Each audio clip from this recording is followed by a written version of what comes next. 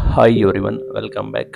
ನೀವು ನೋಡ್ತಿದ್ದೀರಾ student solution YouTube channel. ಶಿಕ್ಷಕರ ನೇಮಕಾತಿ ಯಾವಾಗ, ಲೇಟೆಸ್ಟ್ ಅಪ್ಡೇಟ್ ಏನು, ಟಿ ಯಾವಾಗ ಆಗುತ್ತೆ, ಪ್ರತಿಭಟನೆ ಏನಾಯಿತು, ಎಲ್ಲ ಮಾಹಿತಿಯನ್ನು ತಿಳಿಸ್ಕೊಡ್ತೀವಿ. ಚಾನಲ್ಗೆ ಸಬ್ಸ್ಕ್ರೈಬ್ ಆಗಿ. ವಿಡಿಯೋ ಇಷ್ಟ ಆದರೆ ಲೈಕ್ನ ಮಾಡಿ.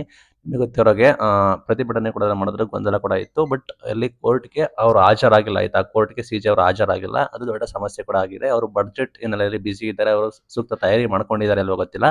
ನಂತರ ಮಾರ್ಚ್ಗೆ ಹಿಯರಿಂಗ್ ಹೋಯಿತು. ಆ ನಿಟ್ಟಿನಲ್ಲಿ ನೇಮಕಾತಿಗಳು ಡಿಲೇ ಆಯಿತು. ಆಕಾಂಕ್ಷಿಗಳಿಗೆ ಗೊಂದಲ ಕೂಡ ಇದೆ.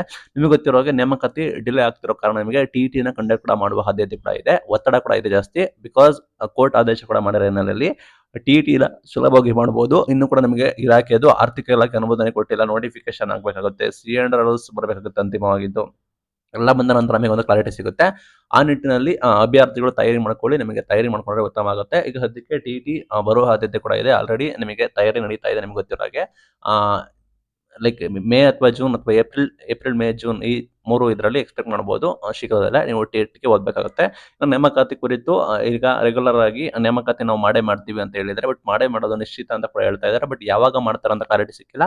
ಪ್ರಾಬಬಲಿ ಎಕ್ಸ್ಪೆಕ್ಟ್ ಕೂಡ ಮಾಡಿದ್ದಾರೆ. ನಾವು ಜೂನ್ ಒಳಗಡೆ ನಾವು ಶುರು ಮಾಡ್ತೀವಿ ಅಂತ ಹೇಳಿದ್ರು. ಬಟ್ ಇದು ನಾನಾ ಕಾರಣದಿಂದ ನಿಮಗೆ ಡಿಲೇ ಆಗ್ತಿದೆ. ಇನ್ನು ಟೆಟ್ ಒಂದು ಬಾಕಿ ಇದೆ. ಆ ಟೆಟ್ಗೆ ನೀವು ತಯಾರಿ ಮಾಡ್ಕೊಳ್ಳಿ. ನೇಮಕಾತಿ ಕುರಿತು ಏನಾದ್ರು ಅಪ್ಡೇಟ್ ಬಂದ್ರೆ ನಾವು ನಿಮಗೆ ಸದ್ಯದಲ್ಲಿ ಮಾಹಿತಿ ಕೊಡ್ತೀವಿ.